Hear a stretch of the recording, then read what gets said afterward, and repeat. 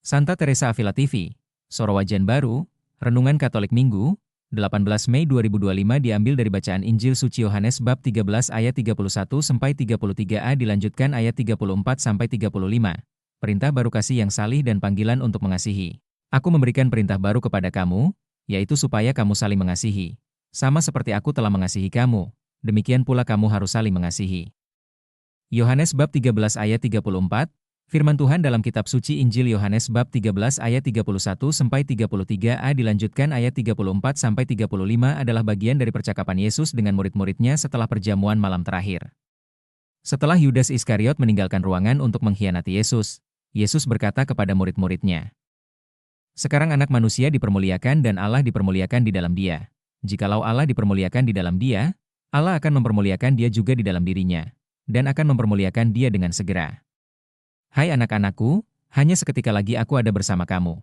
Yesus melanjutkan, "Aku memberikan perintah baru kepada kamu, yaitu supaya kamu saling mengasihi. Sama seperti aku telah mengasihi kamu, demikian pula kamu harus saling mengasihi. Dengan demikian semua orang akan tahu bahwa kamu adalah murid-muridku, yaitu jikalau kamu saling mengasihi." Perikop ini mengajarkan kita beberapa hal penting tentang kasih dan panggilan kita sebagai murid Yesus. 1. Perintah baru kasih. Yesus memberikan perintah baru kepada murid-muridnya untuk saling mengasihi, seperti yang telah Ia tunjukkan kepada mereka.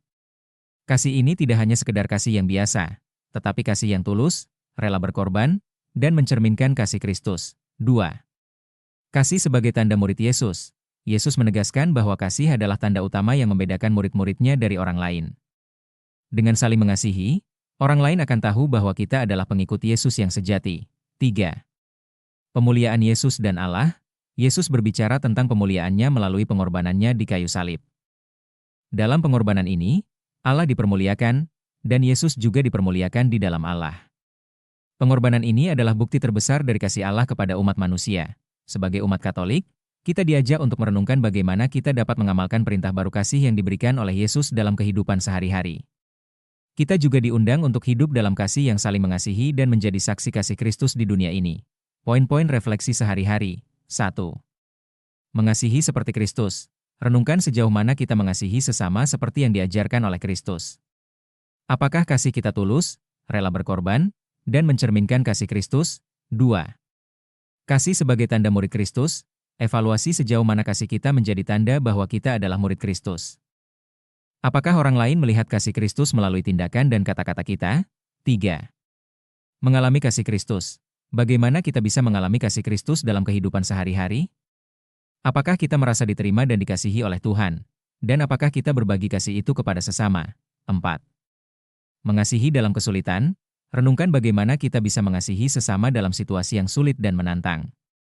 Apakah kita tetap mengasihi dan mengampuni, bahkan ketika menghadapi kesulitan dan konflik? 5. Menjadi saksi kasih Kristus.